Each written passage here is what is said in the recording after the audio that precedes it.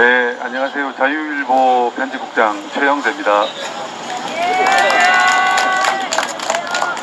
지난번에 광화문 텐트에서 저쪽 광화문 광장에서 한번 말씀드린 적이 있는데 오늘 또 이렇게 귀한 자리를 만들어 주셔서 고맙습니다. 제가 오늘 드릴 말씀은 뒷부분에는 이제 그런 이야기를 할 거지만 앞부분에는 이 문재인 대통령을 중심으로 한 현 정권을 좀 분석을 하면서 이론적으로 좀 분석을 해보겠습니다. 정치학적으로 어떤 이데올로기를 갖고 있는 정권인지 여러분들 이런 이야기를 다 들었지만 문 정권을 때려 부셔야 된다는 이야기는 많이 들어봤지만은 왜 이 정권을 부셔야 되는지, 그리고 이 사람들이 생각하는 그 나라의 방향이 어떤 방향인지 좀 더 구체적으로 좀 알아야만 우리가 싸울 수 있을 것 같습니다. 그냥 제가 토요일마다 여러분들 제가 신문을 돌리지 않습니까? 신문을 이제 자유일보를 들고 돌리는데 어떤 분들은 우리 이런 내용 다 알고 있다. 다른 사람들한테 얘기하라고, 일반 분들한테 돌리라고, 이렇게 신문 돌리라고 얘기하시는데, 저는 그럴 때 이제 뭐라고 말씀을 드리냐면은, 당원 여러분들이 더 이런 내용들을 잘 알아야 됩니다. 라고 말씀을 드립니다. 우리가, 적들과 싸우기 위해서는, 공부를 많이 해야 됩니다. 당원 한 사람 한 사람들이, 확실하게 사상적으로 무장이 될 때, 주위에 10사람을 설득을 할 수 있고, 그리고 그 10사람들이 또 그 주위에 또 10사람을 설득할 수 있습니다. 여러분, 우리가 태극기 집회를 서울역에서 할 때 제가 그걸 봅니다. 1번 출구 근처에서 에스컬레이터를 타고 이제 시민들이 올라오는데 그 시민들을 상대로 그냥 무지막지하게 아주 듣기 싫은 그 고성을 지르는 우리 그 동지들이 계세요. 보는데 얼마 전에 조원진 대표께서 그것을 지적하시면서 아무 도움 안 된다고 왜 그러시냐고, 그러시지 말라고. 맞습니다. 우격다짐으로 싸울 일이 아니고 정확하게 적이 어떤 생각을 하고 있는지 우리가 알아야 되겠습니다. 그래서 오늘 좀 그것에 관련해서 차근차근 제가 말씀을 드리겠습니다.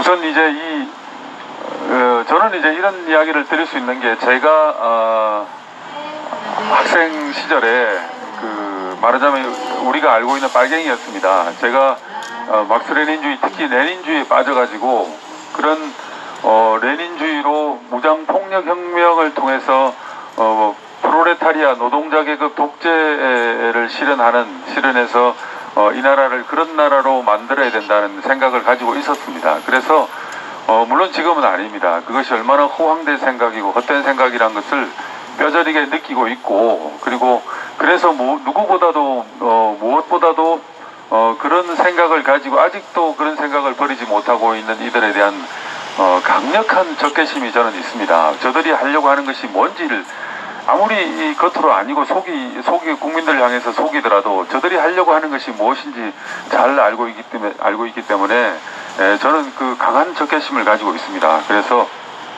그들이 지금 이 문재인 정부가 펴려고 하는 그런 혁명이 무엇인지 차근차근 설명을 드리겠습니다. 여러분, 이 프랑스 혁명 아시죠? 1789년에 이 세계 정치사적으로 아주 기념비적인 사건인데, 프랑스 혁명에서 나온 용어인데요. 르상티망이라는 용어가 있습니다. 이 어떻게 보면은 분노를 이렇게 일으키게 한다는 그런 개념인데요. 지금 좌익들이 바로 이런 르상티망의 개념을 이용해서 지금까지 많은 일들을 벌였습니다. 가장 최근에 2000년 이후에 제가 벌어진 일을 하나하나 열거를 해보겠습니다. 먼저 바로 노무현 대통령을 탄생시켰던 결정적인 사건이 여러분 뭔지 알고 계시죠? 효순양 미선양 사건입니다.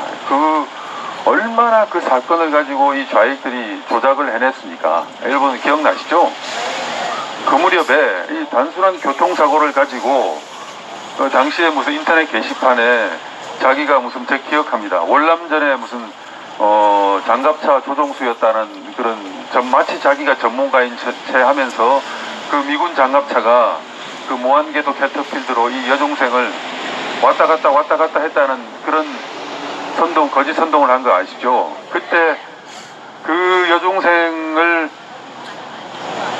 사고로 친 것도 모자라서 후진 전진해서 납작하게 만들어버렸다. 이런 악선동을 해댔어요. 그리고 그때 그 정말로 그 참혹한 납작해진 그 칼라 사진이 벽보로 만들어져가지고 전국에 뿌려졌어요.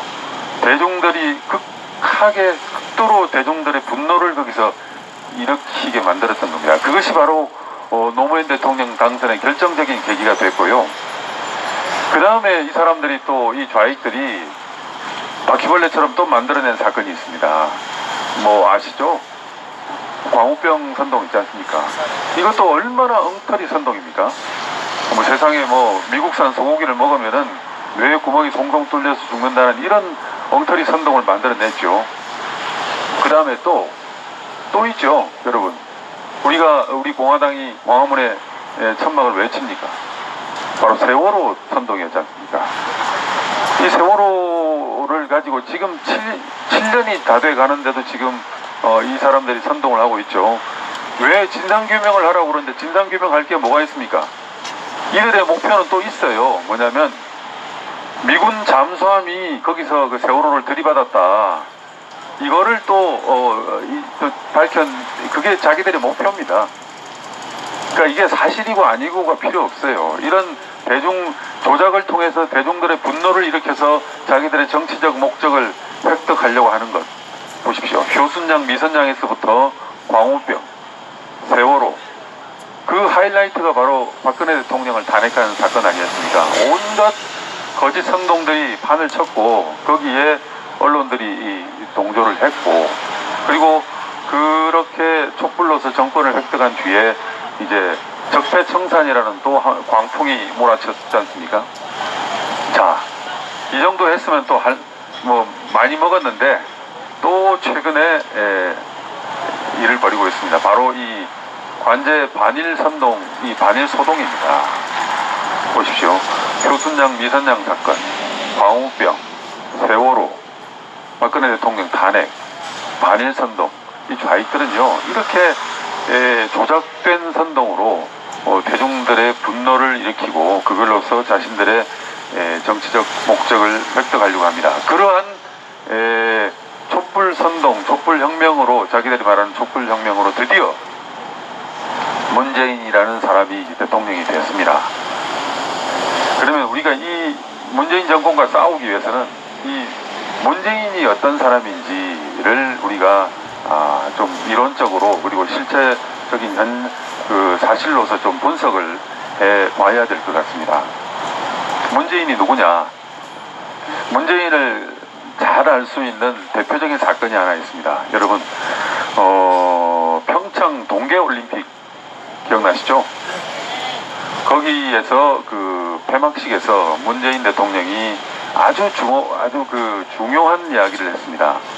나는 가장 존경하는 인물이 신영복이라는 말을 했죠. 여러분, 우리나라의 정치를 분석하려고 그러면은 대략 그 뉴스에 나오는 것만 가지고는 알 수가 없습니다. 여러분, 북한을 분석할 때 결코 노동신문을 가지고 북한을 분석하겠다는 사람들이 있어요. 주로 수정주의적인 입장을 가지고 있는 사람들이 그러는데, 노동신문을 한 트럭뿐이나 보더라도 북한을 알 수가 없어요. 북한의 공식 자료를 봐서는 북한을 알 수가 없습니다. 북한의 진실은 어디에 있냐면은 신문에 나오지 않는 김일성의 비밀 지령이나 교시에 북한의 진실이 있습니다. 우리 대한민국의 정치 또한 마찬가지라고 봅니다. 대한민국의 정치를 제대로 알기 위해서는 이런 우리가 공식적으로 나오는 신문에서 나오는 뭐 이런 또 조국이 무슨 법무부 장관이 됐고 거기서 무슨 스캔들이 터져나고 이런 공식적인 어떤 그 언론 보도 발표나 안 그러면 정부에서 진행하는 발표나 이런 걸 가지고 대한민국의 정치를 알 수가 없습니다. 대한민국의 정치를 알기 위해서는 세 가지 측면을 보고 입체적으로 분석을 해야 되거든요. 하나는 바로 우리가 알고 있는 공식 본격적으로 드러나는 이런 정치입니다. 바로 지상의 정치, 수면 위의 정치입니다. 우리가 알고 있는 정치입니다. 두 번째, 대한민국에는 이 땅 밑에서 지하에서 벌어지는 전복 정치가 있습니다. 바로 북한의 대남 공작입니다. 여러분, 지난 70년 동안 북한은 하루도 쉬지 않고 우리 대한민국을 향해서 대남 공작을 벌이고 있습니다. 그것을 전담하는 기구가 통전부인데요.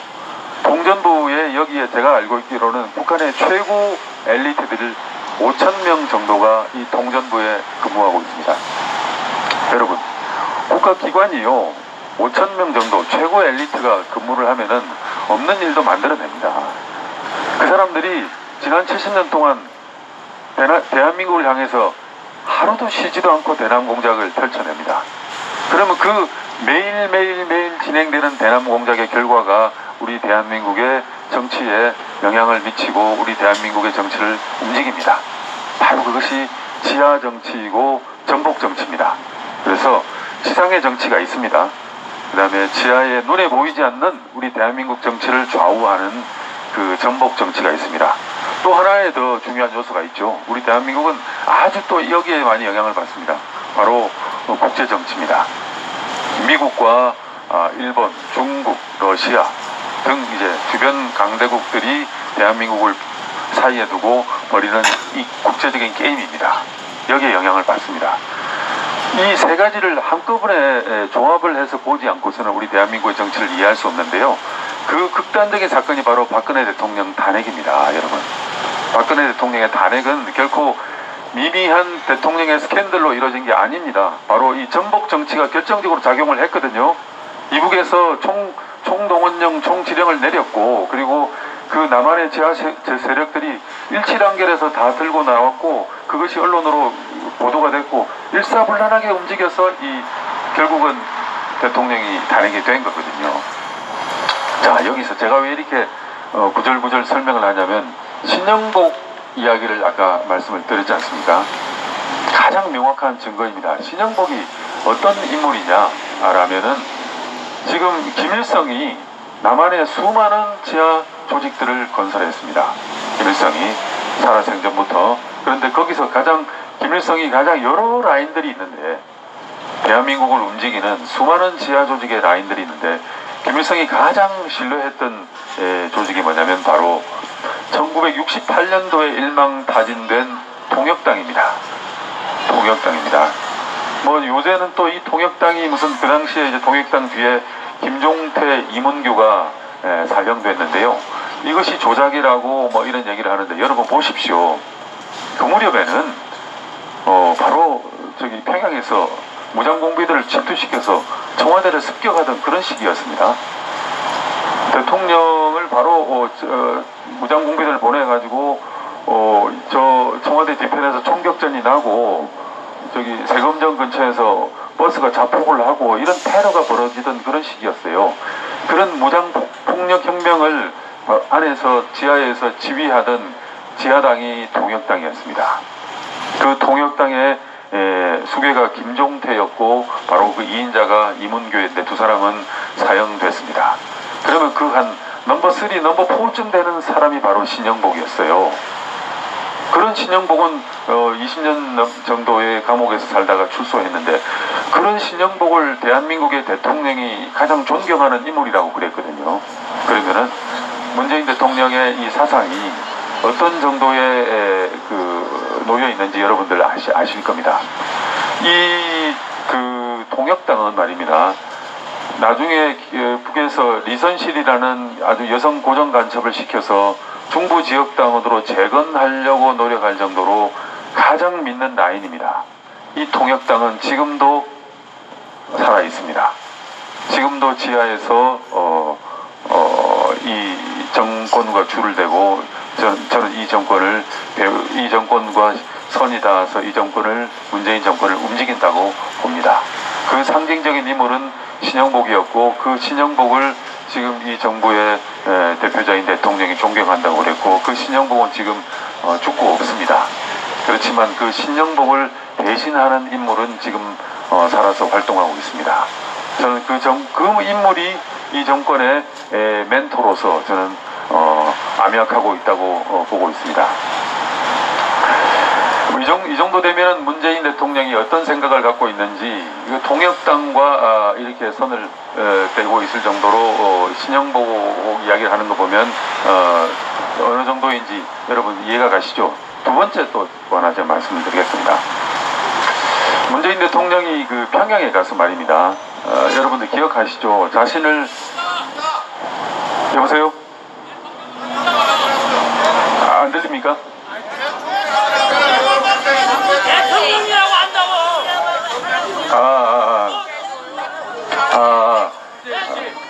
저는 이제 기자라서 이게 입이 익어 있습니다. 네네. 공식적으로 항상 기사를 쓸 때 문재인 대통령이라고 그러고 문 대통령이라고 그러고 뭐 그 용어에서 제가 그렇게 문재인씨로 바꾸겠습니다.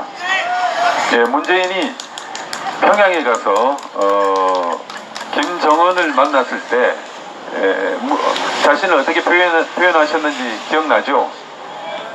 남측 대통령이라고 그랬지 않습니까? 네, 남측 대통령이라고 그랬는데, 사실은 이것은, 이 표현은 말입니다. 연방제를 기정사실화한 겁니다. 본인 자체가 연방제를 기정사실화한 거고, 남북한 국가연합을 이미 본인 차원에서는 상정하고 그렇게 기정사실화하고 행동을 하고 있습니다. 이것은 말입니다. 그 문재인 정권 초기에 조국 민정비서관이 개헌안을 여러분 몇 번 발표한 적 있죠? 이 정부에서 이루려고 하는 개헌안을 발표한 적이 있는데, 그 개헌안 1조 3항에 지방분권 국가를 지향한다는 말이 나와 있습니다. 여러분, 대한민국과 북한은 이미 유엔에 회원국으로 가입되어 있는 그런 그 독립적인 주권 국가입니다. 그런 주권 국가가 한 나라가 될 수가 없습니다. 예를 들어서 이질적인 정치 집단이 연방이 되면은 어떻게 됩니까? 북한의 공산주의 전체주의 시스템이 그대로 작동을 하고 있고, 우리 대한민국의 자유민주주의 시장경제가 시스템이 그대로 작동하고 있는데, 이 두 나라가 1국가 2체제가 되면은 어떻게 될까요? 이거는 한쪽이 한쪽을 먹지 않으면 안 됩니다. 한쪽이 한쪽을 먹거나 전쟁이 나거나 한쪽이 한쪽을 흡수를 하거나, 안 그러면 대한민국은 요 세 가지 길밖에 없어요. 만약에 문재인 대통령의 그 생각대로 연방제 국가가 된다 쳐요. 그러면 대한민국이 선택해야 될 길은 세 가지밖에 없습니다. 첫째는 북한과 결국은 내전을 치를 수밖에 없습니다. 두 번째, 우리나라가 북한을 흡수할 수밖에 없어요.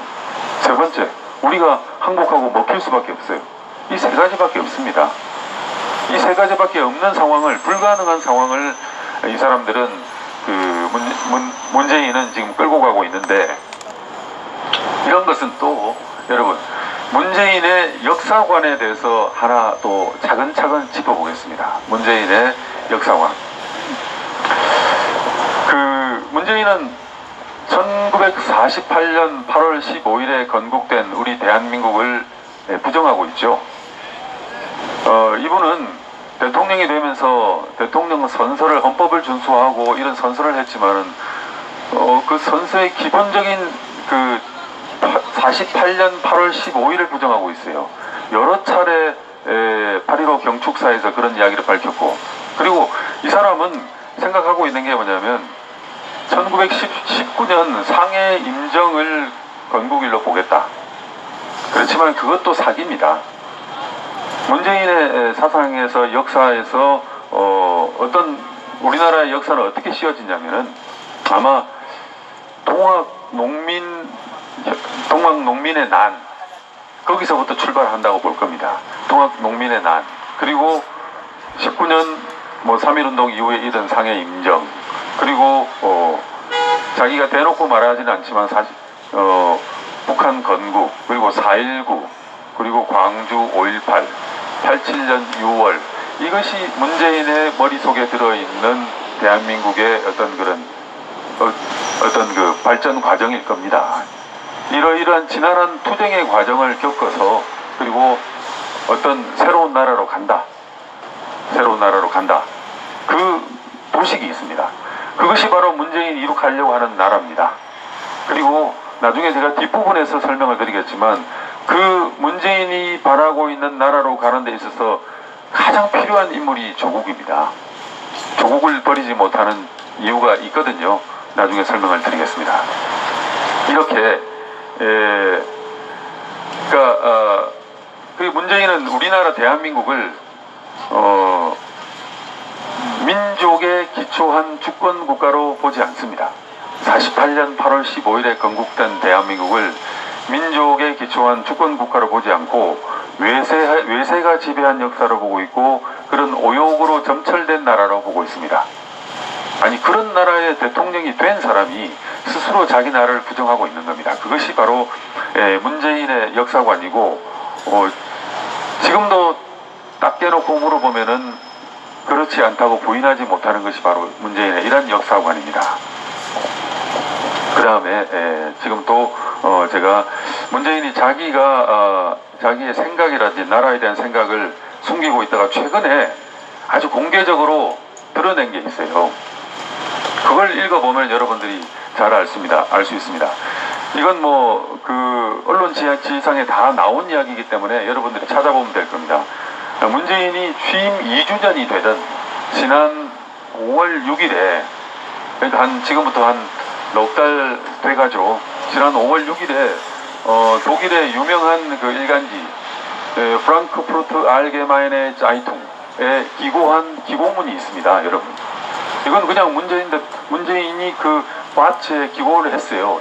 그 기고문 제목이 뭐냐면은 평범함의 위대함, 새로운 세계 질서를 생각하며라는 이 기고문입니다. 이게 사실은 연합뉴스뿐만 아니라 전 신문에 다 소개가 됐어요. 그런데 우리 국민들이 거기에 문재인이 기고한 이 글의 무시무시한 내용을 이해를 못하는 거예요. 사실은 거기에 이 사람이 갖고 있는 생각이 다 들어가 있었어요. 공개적으로 다 썼어요. 그런데 그 코드를, 그 내용을 우리 국민들이 모르는 겁니다. 제가 지금부터 말씀을 드리겠습니다. 그것이 얼마나 무서운 내용이었는지 말씀을 드리겠습니다. 뭐라고 썼냐면은 남북의 문제는 이념과 정치로 악용돼서는 안 된다. 이런 구절이 이건 전부 신문에다 연합뉴스 다 나온 내용입니다. 제가 지어낸 내용이 아니라 지금이라도 어디 네이버나 그 포털에 검색해 보시면 나오는 내용입니다. 문재인하고 프랑크푸르트 알게마이네 자이퉁하면 이 구절이 나옵니다. 남북의 문제는 이념과 정치로 악용돼서는 안 된다. 평범한 사람들의 생명과 생존 문제로 확장돼야 라는 이야기가 나옵니다. 여기서 계속해서 이 평범한 사람들이란 용어를 반복합니다. 그러니까 우리가 듣기엔 평범한 사람들 아무 문제 없지 않습니까? 영어로 말하면 common people 정도로 해석이 되는데 평범한 사람들이라고 하는데 이게 뭐가 문제가 있어? 아무 문제가 없거든요. 그런데 정치학적으로 여기에 엄청난 이 의미가 들어있는 겁니다. 여러분, 자유민주주의 국가에서는요, 국민이라고 그러지 평범한 사람들이라는 말을 쓰지 않습니다. 우리 헌법에도 국민이라는 말을 쓰는데 이 국민이라는 용어에는 우리 대한민국 모든 사람들이 누리고 있는 정치적 권리가 총집결되어 있습니다. 우리가 언제든지 여행을 갈 수가 있죠. 그리고 자기가 마음대로 언론에 신문에 어떤 그 정보를 반대하는 그 글을 쓸 수가 있죠. 그리고 우리가 서울역에서 매주 광화문 광장까지 정치적인 집회 허가 신고를 내고 시위를 할 수가 있죠. 그리고 내가 마음만 먹으면은 국회의원 선거에 출마할 수가 있지 않습니까? 그리고 또 내가 마음에 드는 후보를 누구에게도 간섭받지 않고 비밀 1인 보통 직접 선거로 자기 지도자를 뽑을 수가 있죠. 그리고 내가 열심히 노력해서 내 집을 샀어. 이 집은 누구도 이 소유권을 주장하지 못하고 내가 열심히 노력해서 30평 정도의 조그만한 땅을 샀어. 이건 배타적으로 나만이 이 소유권을 주장할 수 있어. 내 거야. 그것이 어디에 집결되어 있냐면 여러분 바로 이 국민에 집결되어 있습니다. 이 국민이 아주 중요한 얘기입니다. 어느 순간 국민이란 말을 쓰지 않을 때 여러분들은 의심을 해야 됩니다. 자, 북한에서 공식적인 용어로는 공민입니다. 그런데 북한에서 가장 많이 쓰는 용어가 사람이라는 용어거든요. 우리 문재인이 쓰는 말이 뭐냐면 사람 사는 세상, 뭐 사람이라는 용어를 많이 쓰죠. 이게 사실은 아주 무서운 용어입니다. 자, 북한을 보십시오. 북한에서 말하는 사람을 얘기할 때 북한에는 사람이 아닌 자들이 있어요. 인구의 30% 정도는 사람이 아닌 자들입니다. 적대계층입니다. 그리고 그 사람의 적이 있어요. 한 30만 명 정도 정치범 수용소에 수용되어 있는 사람의 적들이 있어요. 자, 문재인 대통령이 말하는 이 평범한 사람들 있지 않습니까? 아니, 사람이면 사람이지 평범한 사람이란 또 뭡니까? 수식어가 붙어있죠. 여기는 이건 뭐냐면 평범하지 않은 사람들이란 개념을 포함하고 있는 겁니다. 그리고 그런 평범한 사람과 평범하지 않은 사람들을 갈라치게 하는 그런 개념이 들어있는 거고, 그리고 그 평범하지 않은 사람들은 제거해도 된다는 그런 무서운 개념이 들어가 있습니다. 이북이 그러하거든요. 그것을 절대로 표현을 하지는 않습니다. 여러분, 이 평범한 사람들이란 개념은 과거 우리 20세기에 겪었던 아주 위대한 독재자들이 썼던 개념과 연결되는 개념입니다. 제가 하나하나 말을 해보겠습니다. 바로 이 이야기를 가지고 스탈린이 말입니다. 뉴맨이라는 개념을 썼어요. 뉴맨. 그러면서 이 뉴맨이 아닌 사람들 4천만 5천만을 자기 국민을 학살을 했어요. 그리고 히틀러가 이 개념을 썼어요. 폭스툼이라는 용어를 썼거든요. 폭스라는 얘기가 사람들 이런 뜻입니다. 폭스툼이라는 용어를 쓰면서 그 폭스툼이 아닌 자들을 배제를 시키고 학살을 했습니다. 대표적인 유대인이었습니다. 히틀러가 그랬고 또 레닌이 그랬어요. 레닌이 프롤레타리아 독재를 말했지 않습니까? 프롤레타리아트와 노동자 농민을 얘기했는데 노동자 농민의 적을 만들어 가지고 수많은 부르주아와 귀족 계급들을 학살을 했습니다. 자, 우리 대한민국에서는 사형수에게도 적용해야 되는 인권이 있죠, 여러분. 그게 자유민주주의 국가에서는 그렇습니다. 그런데 이런 보통 사람들, 평범한 사람들이 강조되는 사회에서는 평범하지 않은 사람들, 인민의 적들에게는 인권이 없어요. 여러분, 문재인이 북한의 인권에 관심이 있습니까, 없습니까? 왜 없냐면은 그 북한에서 인권적으로 모욕을 당하고 인권 침해 박해를 받고 있는 사람들이 바로 자기가 말하는 평범한 보통 사람들의 적이기 때문에 그렇습니다. 이 무서운 개념입니다. 그런 개념을 포함하고 있는 겁니다. 그래서 이런 보통 사람들이란 얘기, 평범한 사람들이라고 얘기를 했고요. 이런 개념이 들어서면은 크메르루즈의 캄보디아 학살이 가능하고 스탈린의 학살이 가능하고 김일성의 학살이 가능해집니다. 또 히틀러의 학살이 가능해집니다. 그리고 또 이런 평범한 사람들을 강조하기 시작하면 이것은 어김없이 독재 사회로 흐릅니다. 여러분 보십시오. 평범한 사람들이 정치를 할 수 있습니까? 없지 않습니까? 누군가 대신 정치를 할 존재가 필요해요. 바로 독재 정당과 독재자가 출연을 합니다. 독재 정당과 독재자가 출연을 하고, 그리고 그 독재자에게는 전지전능한 권위를 부여를 하게 됩니다. 스탈린이 그랬고 히틀러가 그랬고 김일성이 그랬습니다. 이런 무시무시한 사상이 바로 문재인의 그 기고문에 들어가 있는 겁니다. 이것을 우리 일반 국민들은 알지를 못해요.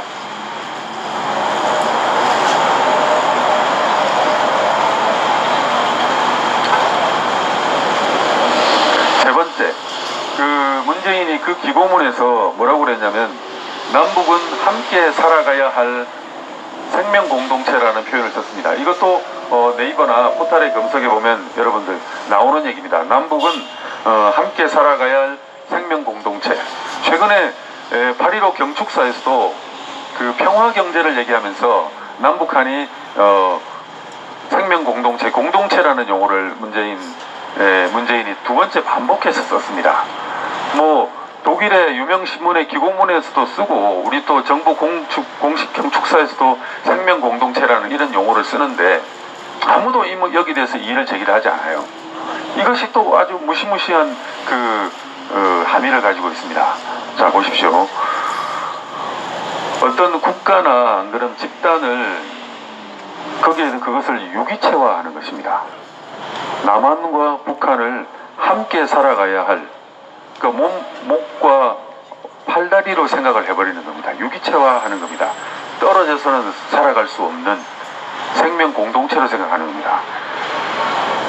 이건 뭐냐면 그 집단과 국가를 하나의 유기체로 생각하기 시작하는, 이건 뭐냐면 바로 전체주의 사회에서 대표적으로 나타나는 현상인데 북한이 그렇습니다. 북한은 국가 전체를 가족화 시켜내죠. 그래서 거기서 나오는 개념이 어버이 수령입니다.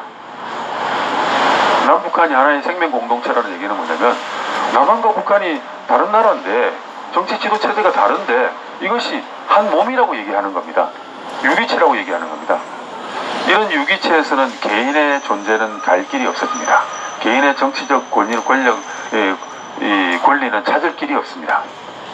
전체가 유기체화 되어버리는 겁니다. 이 어려운 얘기일지 모르겠지만은 어버이 수령을 어버이 수령이라는 개념이 대표적이고요. 히틀러가 1930년대에 자기가 나치 정당이 권력을 획득할 때 이 문재인과 비슷한 개념을 사용했어요. 남북한이 생명 공동체라고 얘기했는데 히틀러는 뭐라고 그랬냐면 게르만 공동체라는 용어를 썼어요. 그래서 여러분 문재인의 사상은 보면 두 가지 정치 사상이 혼합되어 있어요. 하나는 뭐냐면 레닌주의입니다. 첫 번째. 아까 제가 말씀드렸죠. 보통 평범한 사람들의 사회 이런 이야기를 말하는 게 PT 독재를 얘기하는 레닌주의와 맥이 닿아 있습니다. 두 번째, 이 생명 공동체라는 얘기를 하는 건 바로 히틀러의 게르만 공동체를 얘기하는 것과 맥이 닿아 있습니다. 나치즘과 맥이 닿아 있어요. 문재인의 사상은 지금 20세기에 그렇게 수많은 인류를 학살했던 레닌주의 그리고 나치주의와 그것을 버무려 놓은 비빔밥이라고 볼 수 있는 게 문재인의 사상입니다. 여러분, 앞으로 이렇게 알고 문재인과 투쟁을 해야 됩니다.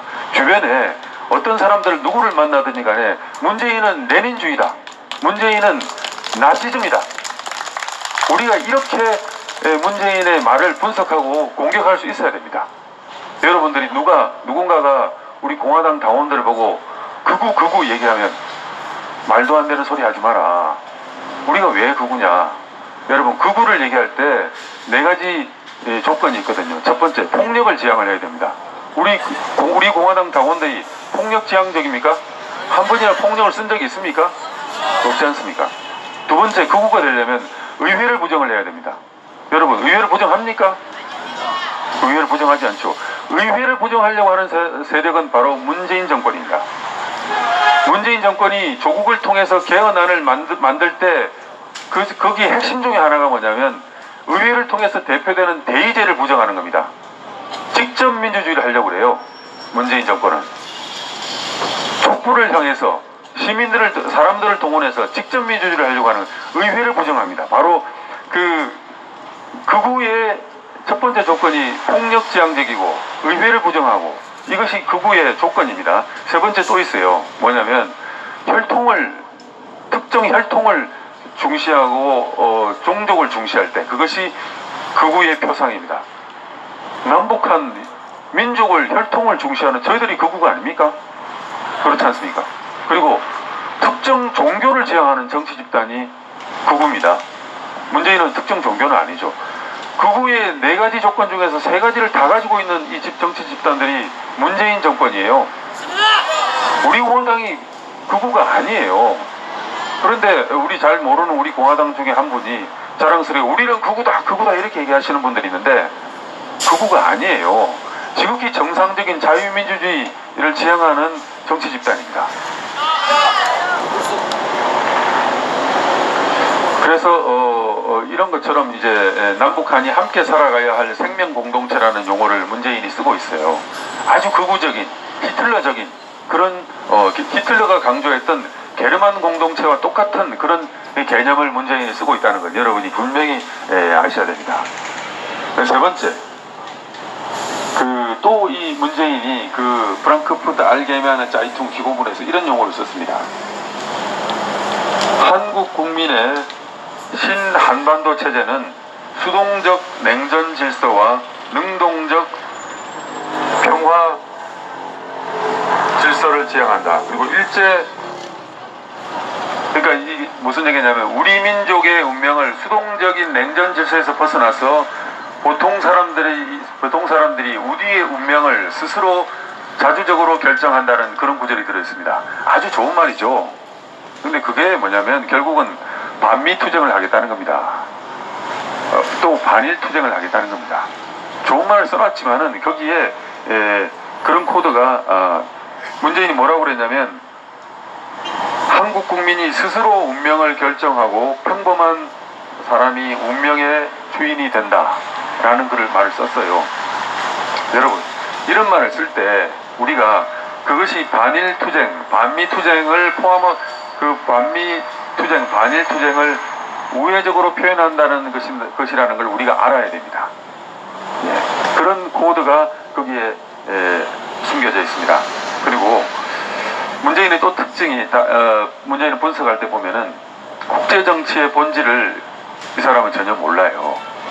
무슨 얘기를 왜 그러냐면은 남과 북은 엄연히 독립적인 주권 국가입니다. 여러분, 남북 관계를 우리가 생각을 할 때 가장 중요한 개념이 뭐냐면 북한과 남한이 다른 나라라는 것을 인정을 해야 됩니다. 우리가 통일을 하기 위해서라도 전혀 다른 나라라는 걸 인정을 해야만 우리가 그 다음 단계로 나갈 수 있어요. 이 사람들은 자꾸 그걸 부정합니다. 엄연히 독립적인 주권 국가로 사우스 코리아와 리퍼블릭 오브 코리아와 북한 조선민주주의 인민공화국은 별개의 국가입니다. 각각의 유엔에 가입을 했고 그리고 다른 국가입니다. 이것을 자꾸 민족 내부 간의 관계로 설정을 하려고 합니다. 끊임없이 이 정권은 그런 식으로 몰고 가려고 하고 있고 국가 대 국가 관계를 무시를 합니다. 이렇게 민족 내부의 관계를 강조를 하다 보면 바로 김일성이 그동안 살아있을 당시에 조국 평화 3대 원칙 그 원칙에 말려들게 되는 겁니다. 자주 평화 민족 대단결이라는 김일성이 만들어 놓은 그게 있거든요. 거기에 바로 말려 들어가는 전술이 이런 거라는 걸 제가 말씀을 드리고 싶습니다. 그리고 원래 여러분 공산주의에서 민족이라는 용어는 말입니다. 아주 반동적인 용어예요. 공산주의는 뭐냐면 노동자 계급 국제주의를 주장하는 것이지 민족주의는 아주 처단해야 될 반동들의 용어라고 공산주의가 원래 그래요. 원래. 그런데 북한도 원래 그랬습니다. 북한도 1950년이니 60년이니 한 번도 민족이라는 용어를 쓰지를 않았어요. 그리고 실제로 71년도에 펴낸 북한의 역사 사진을 보면은 민족은 뭐라고 나와 있냐면 반동배 몰입애들의 용어라는 그런 용어를 쓰고 있어요. 그러면 북한이 왜 그러면 우리 민족끼리라는 용어를 쓰고 있느냐? 철저하게 이 남한을 적화하기 위해서 자기들이 정치적인 전략으로 쓰고 있는 겁니다. 여러분, 좌익들이 얼마나 악독한 놈들이냐면요. 반일 하는데 제가 얼마 전에도 이런 이야기를 말씀을 드렸는데 반일 하는데 1950년대와 60년대 초까지만 해도 좌익들은 말입니다. 일본과 우호 화해 협력해야 된다고 주장을 했었어요. 50년대에 반일한 정치 세력은 누구냐면 바로 이승만 대통령입니다. 이승만 대통령이 미국이 그렇게 회유를 했는데도 불구하고 미국과 척을 지고 미국과 싸우면서도 반일을 내세웠거든요. 미국이 끝까지 이승만 대통령에게 일본과 화해하라고 종용을 하고 그 밀가루 원조 끊겠다고까지 그 이승만 대통령에게 압력을 가했는데 이승만은 끝까지 반일을 외쳤어요. 그 당시에 조봉암 진보당이라든지 여러 좌익 세력들은 일본과 화해하고 협력해야 된다고 이야기하고 있었어요. 4.19 이후에 북한이 직접 지령해서 여러 정당들이 생겼습니다. 대표적인 정당이 사회대중당인데요. 이 당의 사회대중당의 강령을 보면 일본과 화해 협력해야 된다는 용어를 쓰고 있어요. 그런 이야기를 쓰고 있어요. 그러다가 좌익들이 갑자기 반일로 돌았습니다. 언제 돌았었는지 아십니까? 1964년입니다. 박정희 대통령이 한일 수교를 진행을 하니까 박정희 대통령에게 반대를 하기 위해서 좌익들이 갑자기 반대로 반일을 들고 나온 겁니다. 좌익들은 그 사람들이 말하는 인권 이런 건 전부 정치적 계산에서 나오는 겁니다. 북한의 인권에 대해서 문재인이 전혀 이야기하지 않죠. 무슨 강아지의 인권은 얘기할지 모르겠지만은 북한의 인권에 대해서는 얘기하지 않습니다. 그것이 뭐냐면 자기들이 얘기하는 것은 그냥 입에 발린 선전선동의 기만책이고 실제적인 내용은 정치적 목적은 따로 있는 겁니다. 해방 후 시기에 산탁 반탁 운동이 벌어질 때 신탁 통치를 가지고 얘기를 할 때 처음에 좌익들과 우익이 전부 반탁을 했지 않습니까? 그러다가 좌익들이 갑자기 찬탁을 하거든요. 소련의 스탈린의 지령에 따라서 그런 겁니다. 반일도 마찬가지입니다. 좌익들이 친일, 일본과의 우호 협력을 얘기를 하다가 갑자기 반일로 돌았습니다. 박정희가 일본과의 수교를 하려고 하니까 김일성이 반일을 지령을 한 겁니다. 여러분, 종군 위안부 문제 있지 않습니까? 종군 위안부 문제가 지금까지 한일 관계를 가로막는 걸림돌로 두고 지금 작용을 하고 있는데요. 여러분 70년대 위안부 문제 들어보셨습니까? 80년대 위안부 문제 들어보셨습니까? 아니 위안부 문제가 어디 60년대는 없었고 70년대는 없었고 80년대는 없었습니까? 이게 지금 태평양 전쟁 때 발생한 사건인데 왜 60년대 70년대 80년대 이 문제가 나오지 않았겠습니까? 그러다가 갑자기 90년대 이 문제가 발생을 했죠. 여러분 공산당의 아주 흉악한 음모가 여기에 숨어 있습니다. 제가 일본에서 취재한 내용들을 이 자리에서 잠깐 말씀을 드리겠습니다. 이게 이 오늘 주제와 관계 있기 때문에 드릴 말씀인데 제일동포한 여성 다큐멘터리 감독이 있었어요. 이분이 86년도 무렵에 일본에서 종군 위안부 피해자 할머니를 처음으로 오키나와에서 아마 발견했을 겁니다. 찾았어요. 그래서 그 할머니에게서 위안부 문제에 대한 증언을 청취를 했어요. 이거를 전 세계에 알리려고 이 여성 감독이 다큐 영화를 만들려고 이제 하는데 제작비가 없었어요. 그럼 제작비를 최근 우리 북한 인권 영화도 보면은 제작비를 못 만들어서 크라우드 펀딩을 하고 그러지 않습니까? 이것도 마찬가지였습니다. 돈을 구할 수가 없어가지고 찾다가 조총련을 찾아갔습니다. 여러분 조총련의 반응이 어땠겠습니까? 조총련이라면 이 문제를 당연히 돈을 대고 후원을 하지 않았겠습니까? 그런데 조총련의 반응이 의외로 어땠냐면은 거절을 하더라는 거예요. 민족의 수치스러운 문제를 왜 이렇게 들추려고 하느냐?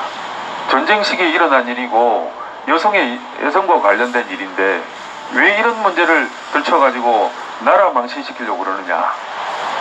조총련이 그렇게 반응을 했다는 거예요. 이 여성 감독이 돈을 구하지 못해가지고 이번에 한국에 왔어요. 한국에 와서 여성단체들을 찾아갔어요. 여성운동단체들을 찾아갔어요. 87년 6년 그 무렵이 됐습니다.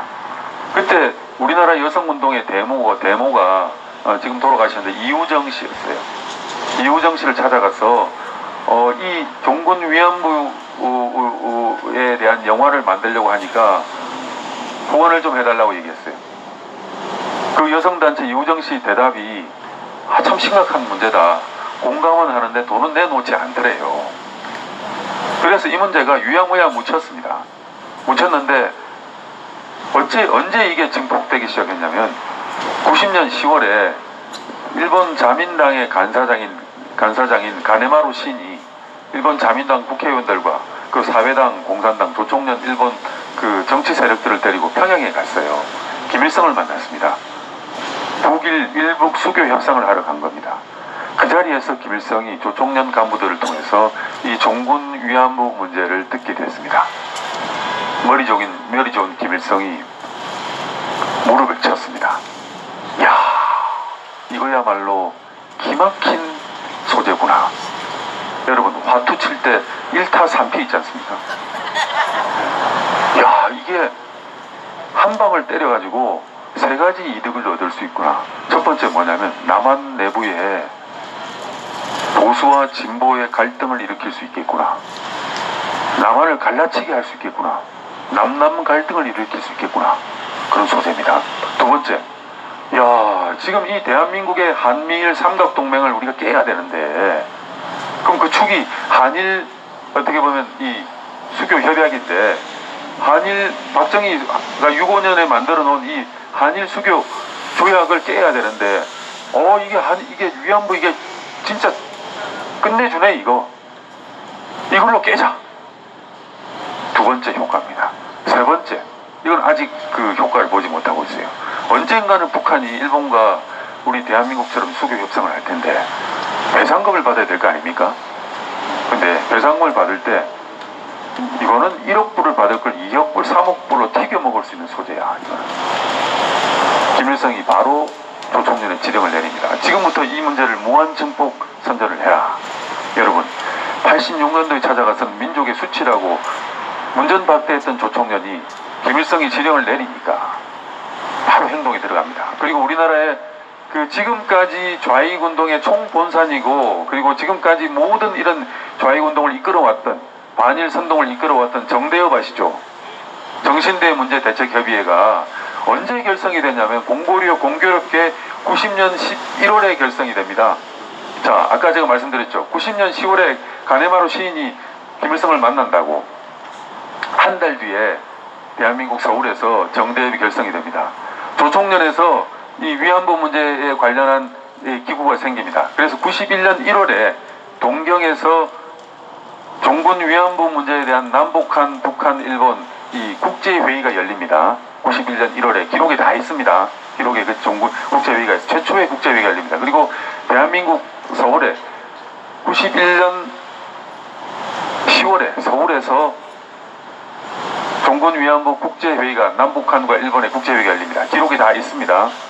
92년도 9월인가 10월에 아까 말씀드린 이우정 등 그 남한의 여성단체 대표자들과 정대협과 일본 조총련 대표자들 등과 평양의 종군 위안부 문제 대표자들이, 세 주체들이 김일성을 만납니다. 그래서 김일성과 이 회담을 하고 결의문을 만듭니다. 그것이 92년도 몇 월 며칠입니다. 있습니다. 국회 도서관에 가면 있습니다. 노동신문 일면 토업에 사진이 딱 박힙니다. 여러분, 그때부터 종군 위안부 문제는 날개를 달고 유엔으로 전 세계로 날개 돋친듯이 팔려나갑니다. 영화가 수십 번도, 영화가 만들어지고 재탕, 3탕 20년, 30년이 지나도 소녀상이 만들어지고 전 세계로 이게 뻗쳐나갑니다. 여러분, 좌익의 공작이 이렇게 무섭습니다. 이렇게 좌익들은 그 공작을 해야 되는 겁니다. 아까 말씀드렸듯이 반일 선동도 그렇고 이 민족이라는 용어도, 얘가 왜 이렇게 제가 빠져나갔냐면은, 원래 북한이 우리 민족끼리를 얘기하는데 민족은 공산주의 용어가 아니라고 말씀드렸죠. 민족은 반동 사상의 용어고 부르주아들의 용어이고, 그런 용어를 쓰면 감옥에 쳐놓고 없애야 되는 용어였습니다. 그것이 북한이 70년 넘어가면서 남한의 대남 공작, 적화 전략의 차원에서 민족이라는 용어를 가져 나오기 시작했고, 우리 민족끼리라는 용어를 들고 나온 겁니다. 공산주의와 원래 민족은 맞지 않는다는 것을 여러분이 아셔야 됩니다. 그러면 이렇게 이제 지금까지 우리가 문재인에 대해서 공부를 했습니다. 문재인의 역사관에 대해서도 알아봤고, 그리고 그 사람이 뭘 하려고 하는지 정치적인 그런 개념에 대해서도 알아봤고, 그리고 그 사람이 공개적으로 기고문에서 밝힌 프로그램에 대해서도 알아봤습니다. 그러면 문재인의 최종 목표가 뭐냐? 우리가 한 번도 경험해보지 못한 나라라고 얘기를 하고 있는데 정확하게 밝히지 않았는데, 뭐냐면 문재인의 최종 목표가 뭐냐? 저는 여러분들 어렴풋이 짐작하고 있고 많은 사람들이 얘기하고 있습니다. 분명합니다. 문재인은 죽기 살기로 사회주의 개헌을 해야 됩니다. 예, 우리 시스템을 완전히 바꿔 놔야 됩니다. 목숨을 걸어야 됩니다. 자기가 칠레의 아엔데 대통령이 사회주의로 나라를 바꾸었다가 우이 쿠데타를 일으킨 군부와 총을 들고 싸웁니다. 대통령궁에서 사살됩니다. 문재인은 사살될 정도로 그런 정치적인 지향을 갖고 있는 사람입니다.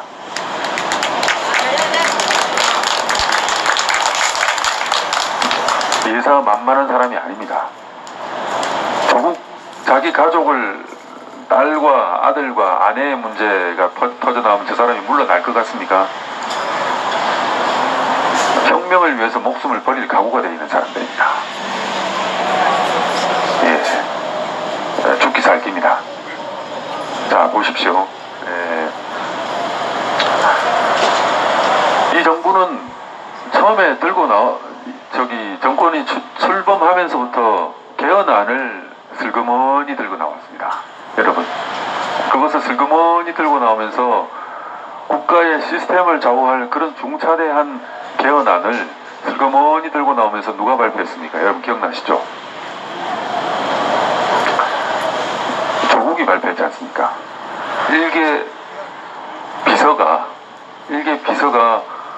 71년 대한민국의 시스템에 관련된 헌법에 관련된 걸 일개 민정비서관인 조국이 발표했지 않습니까? 그것도 헷갈리게 국민들에게 잘라서 살라미식으로 잘라서 발표를 했거든요. 그런데 유감스럽게도 거기에 우리 국민들은 잘 모르는 독소 조항들이 사실은 숨어 있었어요. 첫 번째가 뭐냐면 자유를 삭제했죠. 여러분, 아까 제가 말씀드린 그 국민이라는 용어에 우리 대한민국 국민들이 누리고 있는 모든 권리가, 법적인 권리가 응축집약되어 있다고 말씀을 드렸죠. 그걸 대변하는 개념이 바로 자유입니다. 자유 때문에 국민이 그런 모든 우리가 여행도 다니고 뭐 이런 걸 모든 걸 할 수가 있어요. 이 부분 자유가 없기 때문에 여행도 못 다니고 저렇게 정치범 수용소에 갇혀서 개돼지 취급받으면서 사람이 사륙당해도 아무 말 못하는 거예요. 그만큼 우리가 이 자유라는 개념이 중차대한 개념입니다. 인류가 수천 년 역사상 이 자유라는 개념을 가지고 이것을 얻느냐 못 얻느냐를 가지고 죽이고 살리고 수많은 피를 흘리고 쟁취해낸 개념이 자유입니다. 자유가 아니면 죽음을 달라. 그리고 이 자유는 공짜로 얻어지는 것도 아니고 우리 대한민국의 경우는 45년 해방 뒤에 3년 동안 치열한 내전에 가까운 정치적 격변을 겪으면서 이 자유 대한민국을 만들어냈고, 여러분, 그리고 이 자유를 지키기 위해서 6.25 전쟁을 겪으면서 남북한이 얼마나 피를 흘렸습니까? 이런 자유를 말입니다. 이 검은 악령의 집단들이, 이 악마의 집단들, 문재인 악마 집단들이 삭제를 하려고 하는 겁니다. 여러분, 이것은 악과의 싸움입니다. 그래서 우리가 우리의 문재인 정권과의 우리의 싸움이, 우리 공화당의 이 투쟁이 얼마나 성스러운 투쟁이고 인류 역사의 발걸음과 함께 우리 선대가 흘렸던 그 피와 함께하는 그런 위대한 투쟁이라는 것을 우리가 가슴 속에 가지고 있어야만 우리가 꿀리지 않고 밀리지 않습니다. 여러분, 어디 가서 우리가 이런 생각을 전파를 할 수가 있습니다. 이런 자유를 슬그머니 삭제를 했어요. 두 번째, 아까 제가 말씀드렸죠. 국민이란 용어를 실제로 슬그머니 빼버리고 사람으로 바꿔버렸어요. 조국이 발표한 개헌안에 나와 있습니다. 제가 지어내서 하는 말이 아니고 이 정부가 들어서서 발표한 개헌안을 보면은 자유를 삭제를 했고 또 조국이 국민이라는 용어를 슬그머니 삭제를 했습니다. 이상한 사람이라는 용어를 썼어요. 그리고 또 세 번째로 이 자유민주주의의 핵심이 뭐냐면 대의민주주의거든요. 국민이 직접 모든 권리는 주권자는 국민이지만 국민이 직접 주권을 행사하는 것이 아니라 우리의 대표를 통해서 주권을 행사하는 것입니다. 여러분 분명히 아셔야 됩니다. 직접 국민이 주권자이지만 직접 주권을 행사하는 것이 아니라 우리의 대표를 국회에다 보내가지고 우리의 대표를 통해서 주권을 행사하는 겁니다. 그런데 이 자들은 국민의 촛불의 명령이다. 아니 국민의 0.1%도 안 되는 자들이 촛불을 들고 나와가지고 지들이 국민이라고 그러면서 지들이 직접 하려고 해요. 이것이 바로 전체주의로 가는 겁니다. 나치 시대 때 히틀러가 이런 방법을 써먹었거든요. 국민의 0.1%도 안 되는 자들을 동원을 해가지고 그것을 전체 국민이라고 사기를 치면서 나라를 뒤엎어버렸어요. 촛불이 바로 그런 겁니다. 전체 국민의 99%는 이불 안에 있었어요. 이불 안에 누가 밤에 나옵니까? 촛불 들고 나오는 애들이 0.1%밖에 안 돼요. 진짜 국민은 진짜 99%는 이불 안에 있어요. 이불 안에 침대 안에서 따뜻하게 자고 있는 국민들은 우리의 대표를 보내서 정치를 하는 겁니다. 이런 대의민주주의의 이 대의민주주의를 부정을 했어요. 벌써 거기에서부터 이 자들이 만들려고 하는 세상이 실체가 나오는데, 자, 이것을 반드시 해야 되겠어요. 자기 총선에서 연동형 비례대표제를 통해 가지고 개헌 의석을 확보를 하고 이런 개헌을 해야 되겠어요. 그리고 그것을 드라이브를 조국 법무장관을 통해서 해야 되겠어요. 무슨 일이 대가리가 깨지더라도 해야 되겠어요. 그리고 이 청와대로 쳐들어오는 쿠데타군에 사살되는 한이 있더라도 아엔데 대통령처럼 사살되는 한이 있더라도 이 혁명을 하고야 말겠다는 집단이 바로 문재인이고 조국입니다, 여러분. 그래서 포기하지 않을 겁니다. 절대로 포기하지 않을 겁니다. 저는 조국이 법무장관으로 일단 지명이 됐을 때 여러 사람들이 설마 문재인이 조국을 임명하겠느냐라고 막 묻고 했는데, 저는 반드시 임명한다. 죽더라도 임명한다. 자기들의 혁명 과정에 보면 이 사람들이 만들려고 하는 나라에서 혁명 과정에서 지금의 단계는 과도 연립 정부이고 자주적 민주정부로 나가야 됩니다. 이건 운동권 이론에 나오는 겁니다. NL 주사파들의 운동 이론에 나가면 우리나라를 NLPDR 민족해방 혁명 노선이 바로 전대협의 노선이었거든요. 김종석이 의장으로 있던 전대협의 노선이 뭐냐면 민족해방 민중민주혁명을 하겠다는 겁니다. 용어로 하면 NLPDR인데 이 NLPDR에는 단계가 있습니다. 일단 그 자유민주주의 국가를 뭐든지 뒤엎어버리고 과도적 민주정부를 만들어야 돼요. 그 과도적 민주정부의 단계가 바로 문재인 지금 이 정부입니다. 이 정부 단계에서 해야 될 일은 뭐냐면 검찰을 쓸어버려야 되고 경찰을 무력화해야 되고 국가정보원, 군대 모든 것을 국가 권력기관을 무력화시켜야 됩니다. 언론기관을 장악해야 됩니다. 어쩌면 지금 정부가 하는 일과 똑같이 맞아떨어지는 거예요.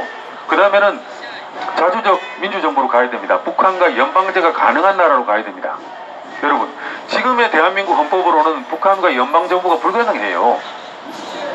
불가능하거든. 연공연북이 불가능해요. 그리고 반공을 얘기하는 집단들을 쓰레기 처리할 수가 없어요. 자유일보 편집국장, 자유일보 사장 임기정 기자들을 뭐 영장도 없이 잡아갈 수가 없어요. 지금의 대한민국 헌법하에서는 누구든지 공화당원들을 불시에 체포해 갈 수가 없어요.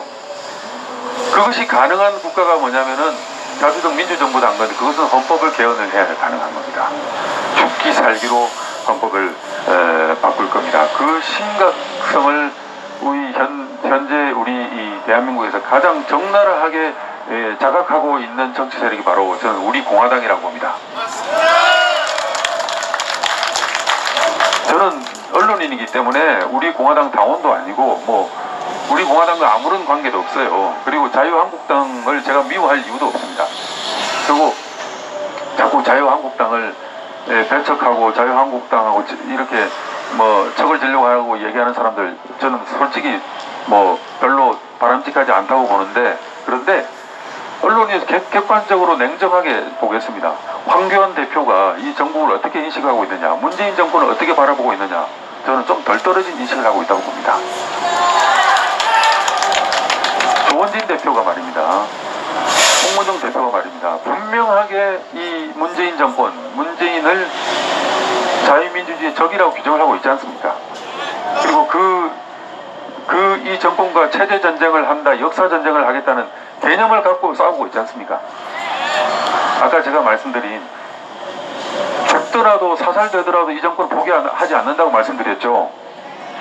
그러면 그런 적을 분명히 인식하고 싸울 수 있는 집단은 우리 공화당입니다. 저는 그렇게 보고 여러분들의 저는 건투를 기원하면서 오늘 제 말씀을 이제 마치겠습니다.